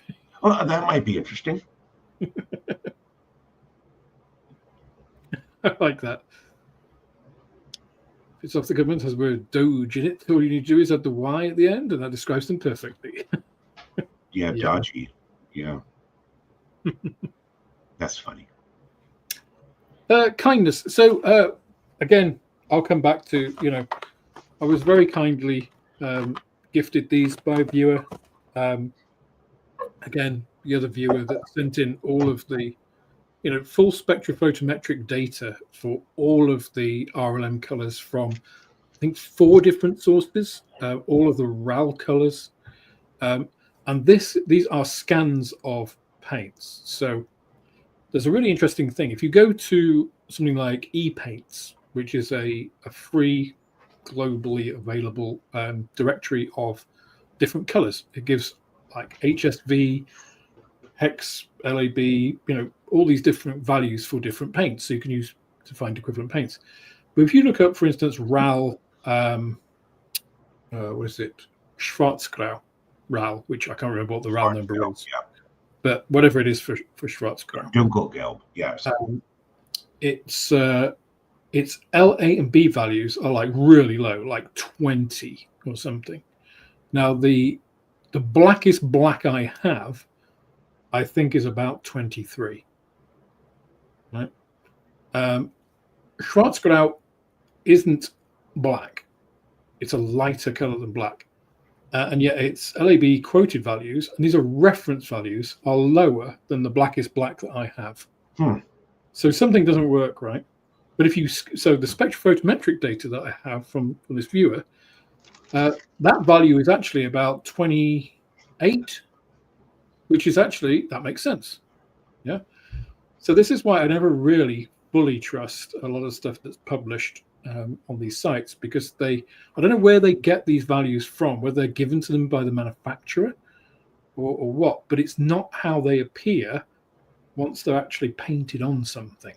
And that's what you need, right? Is you need the scan, and this is a spectrophotometric scan. This isn't just, some appearance by eye or like in a cheap color mirrors or something. Yeah. So you need how it actually appears when it's painted on something, right? It doesn't matter how it looks. If its RAL value is a certain, or LAB value is a certain thing, when you look at the paint in the pot, that's irrelevant, because the paint changes a lot when it dries. Mm-hmm. So anyway, a gold mine of scale. Yeah. So a gold mine of information that's really helped me putting this stuff together, and also just generally, the community. I think the comments on the videos, not just my videos, but I see them on John's, I see them on Moss's and elsewhere. I think we often get a bit fixated with the rivet counters because they are the very vocal minority of assholes. The agitators. Yeah, they are assholes, right? And you get them everywhere in all walks of life. And we kind of focus a bit too much on them in a way, without calling out some of the much broader, very supportive, decent guys, mostly guys, some girls as well. But I use guys in the loosest term for, people generally. I mean, for one, you guys have all turned up tonight. I really appreciate that. You didn't have to, but hopefully I provided some form of entertainment for you over the last couple of hours with John. But it's that kind of thing, right? That is kindness. It is the general kindness of the community, the camaraderie, the spirit, if you like. That is one thing I didn't expect when I started the channel, especially because, you know, if you've ever been on Facebook with these sorts of things, it's generally negative, quite toxic kind of place. Reddit, similar. So you never know what you're going to get. So, yeah, I mean, for me, I really appreciate all of you guys. I think it is great that you guys come along. It's great that you engage with the videos, you know, ask questions and comments. As I say, I don't tolerate idiots. You know, if somebody makes a stupid comment, I'll go back at them. You know, I think that's fair play. And I know you guys don't do that, you know. And if we disagree on something, we disagree. Yep. That's it, isn't it? You know. But I think the general community is fantastic, and I count all of you in that. So yeah, that's the kindness of strangers that I was referring to. Nice. I don't really think of you as strangers because, you know, especially now that I've met quite a few of you. But yeah, that's that's a good comment, Emma. So you want true rivet counters? Are they rivet counters really, though? Like, as we're calling them, rivet counters. You want people like Nigel, right? From Nigel's modeling bench. Engineers who are dedicated to accuracy and precision, detail-oriented people. And I think that's where the rivet counter thing kind of started, but it's kind of grown to accommodate assholes, basically. Now it's a synonym for assholes. Obviously, you don't want assholes designing your kit tools, but you do want people who are dedicated to the detail part and not just, nah, that's good enough. Because we've seen it. We've all done, I'm sure, kits where you've seen a lot of, that looks good enough. You think, it wasn't really. Sometimes it is. You have to make compromises. Yep. And I think that's the difference, right? Between a rivet counter doesn't give any leeway for instance, the medium. So this is, okay. I always use the props I have on hand. It just happens that they've got this King Tiger. Oh, nice. You have to take into account that this is an injection molded kit. So, I mean, actually, it's an ICM kit. So all of these brackets and stuff are very, very nice. But a lot of kits, these will be well over scale and quite chunky and stuff. And rivet, you know, the assholes will basically call these out. It's like, oh, these were too thick. And it's like, yeah, but they're working in injection molded plastic. There's a limit of how thin you can make something. Right. This, the machine gun mount, is about as thin as you can make something in injection molded plastic and have it still have any sort of structural stability. Right. That's on the cusp, you know. And then they'll probably complain of like, oh, this was really flimsy. It's like, well, what do you want? You can't have both. Right. This is why Warhammer stuff is all massively overscaled, because it's for war games. It needs to be robust. It needs to survive people knocking their minis over and, you know, be able to see the detail. If you actually look at a 1/56 scale gun and then look at a Warhammer gun, the Warhammer gun would be like holding a tree trunk, you know, by comparison. But it's because they want people to be able to paint the stuff, paint the detail on it, for it to be robust enough to drop and pick it up and not have it bits everywhere. If you dropped a 1/56 scale figure holding a Browning in the same, you know, in the same way, you'd probably break the end of the rifle off. You know? So you have to take all of these things into account, you know, if you want to give a fair assessment of a lot of these things, I think.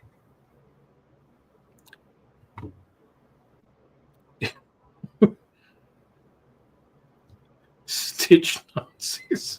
Not sure we could use that term. I think that might be.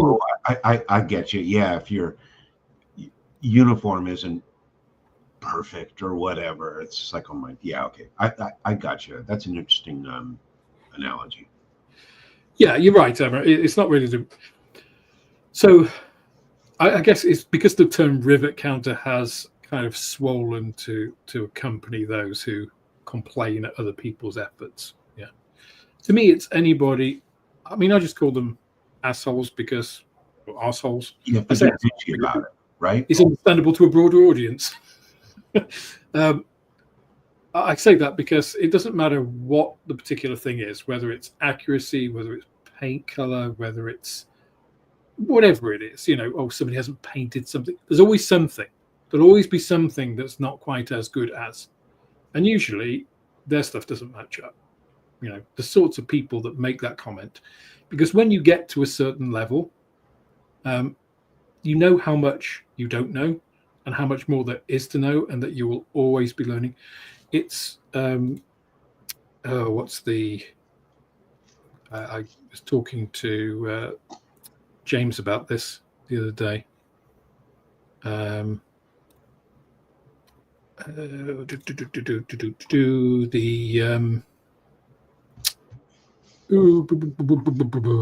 to think now. Dunning-Kruger effect. That's the one. Where you get the amount of knowledge along the x-axis with confidence along the y-axis, and you get this curve that goes up to what they call Mount Stupid, which is where you don't know very much and you've got 100% confidence because you think you know everything. And then you get to like, oh, this is a bit more complicated, and then your confidence starts to go down into what they call the pit of despair, where you realize I'm never going to get this. And then things start to make sense. And real experts, if you ask top physicists about cosmology, they'll usually talk about they don't really know, even though they can spout, quantum mechanics equations and stuff, because they know so much that they know that there is so much more to learn, and that a lot of it is, based on equations and stuff, which there are theoretical things that they don't exist instruments to predict, and all these kinds of things. So whereas a flat earth conspiracist has 100% confidence because they know virtually nothing. It's that kind of thing. So assholes.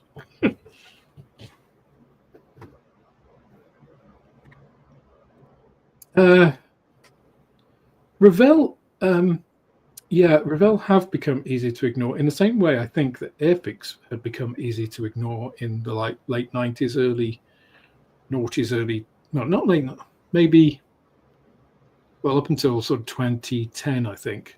But Ravel, there are signs of Ravel changing now that Luke's there.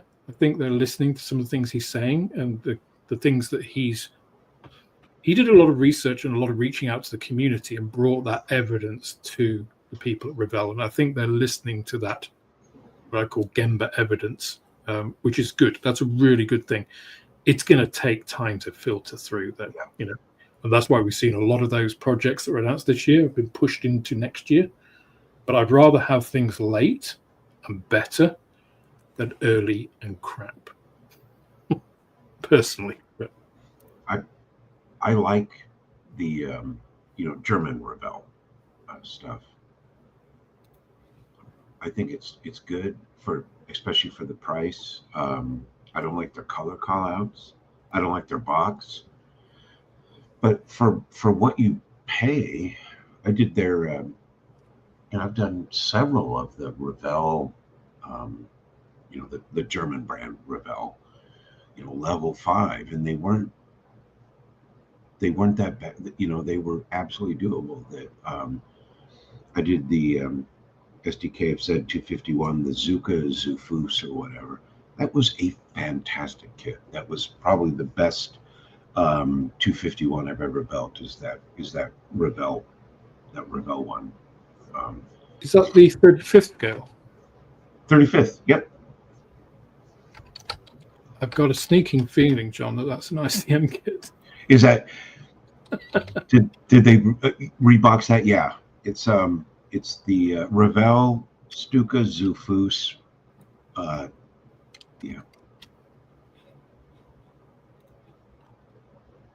Yeah, it's the ICM kit. All right, so hats off to ICM. Because man, that kit went together really well, especially the crates that the mortars. Or the go rockets, into. yeah. No, that was fantastic. That was a good Revell have been reboxing a lot of ICM kits for quite some time now. They're selective in what they take, but they've had quite a lot of them. Okay. Yeah, I mean, it's basically an ICM kit with a worse box. So, crowd, I did a Dragon, the 251, the 20 millimeter. That was a good kit too. I enjoyed that. Dragon have got a lot better, but they do. I mean, the E100 actually, that's a Dragon kit, but it's an older Dragon kit. An older Dragon kits are a bit hit and miss. Usually the detail is really good. The fit, sometimes, I think I've mentioned this a few times. I did the Dragon D9, the Focke-Wulf 190 D9. I think it's the D9 or the D11. I can't remember. And the Tamiya one as well. I mean, the Tamiya one is, it's got some few small accuracy issues, which I don't care about. Goes together beautifully, like their other 190 kits. The Dragon one looks beautiful, doesn't go together quite as well. And you really notice it because I built them side by side, and it was just like, oh my God. It's like, okay, I'll do the Tamiya bits first, and then I'll do the Dragon ones because I know they'll take me so much longer. Yeah. And you don't want to do all the like filling and stuff because the finesse of the detail on the Dragon one is really light. Crazy. So it's like, I'm going to destroy it if I do too much. So Yeah, I think I had to get some aftermarket tracks for that Dragon 251 because the tracks that came with it, I just couldn't deal with it. Yeah. Yeah, AFE Club. I bought AFE Club tracks for my Dragon 251. Yeah. I've got some. I recently got a bunch of AFE Club armor in the shop. Nice. Got like an Australian Centurion. Some. I think I got a US 155 millimeter artillery, like long tom artillery piece. Some other stuff. I think Hellcat, maybe the M18. Oh, really? They make so. one of those because I've never done a Hellcat. I don't really do American armor, but I think I might have mentioned on a previous stream something. Yeah, I think you did. Yeah. I'd love to do a Hellcat. I did the AFE Club 88. It was their full-blown 88 kit. It was great. Actually, I've got the Dragon 88 millimeter and 35th scale. It's one of their 3-in-1 kits from the early 2000s. Okay. They did. I mean, at the time, I think it was when they just introduced slide molding, and they were putting a lot of extras in the kits. So one of them I got, it's incredible. I think it's the Tiger One. It's got some crew in it, and it's got some extras which have this strange sort of flexible but gluable plastic, like one of their trench coats. It's got photo etch for the soles of their boots. It's just it's amazing. It's just like, wow. I bought it like 23 years ago, and I'd kind of bring it out occasionally and look at it because it's just such a beautiful kit. And I just think, if I start it, I'll ruin all of that. Giving it off the sprue and things, it won't be pristine anymore. So it's kind of like, it's like looking at a cookbook, Right. Anywho, people, it is 10:15, so I think it is time for me to disappear. So, John, thank you very much for joining me for Absolutely. this half of the show. Thank you to everybody for, again, your kindness in joining the stream and sharing this time with me. To me, this is actually pretty much a high point of my week. I think the streams, airfix and chill on a Monday, this on a Wednesday, and then John's stream on a Friday. I like my kind of social. This is my modeling club That's what it feels like to me. Nice. Plus a bit of going down the pub and talking with your mates, you know. That's the feeling like.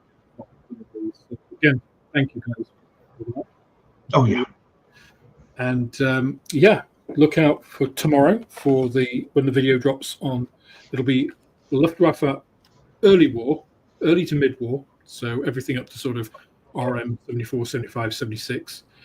I'll do a second part Luftwaffe mixing video on the late war stuff, because there were like 3 or 4 variations, official variations of a lot of the like 82, 83 shades. So it becomes a bit of a mess. And then there's all the debate on what some of those shades actually were, whether they were official, blah, blah, blah.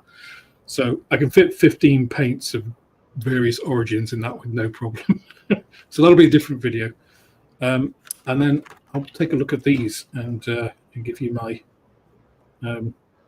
opinion, whatever sage or otherwise it is on these. Hopefully sometime before Christmas, but we'll see, depending on how the move goes. Fingers crossed. Okay, guys, so thanks everyone, and see you next time.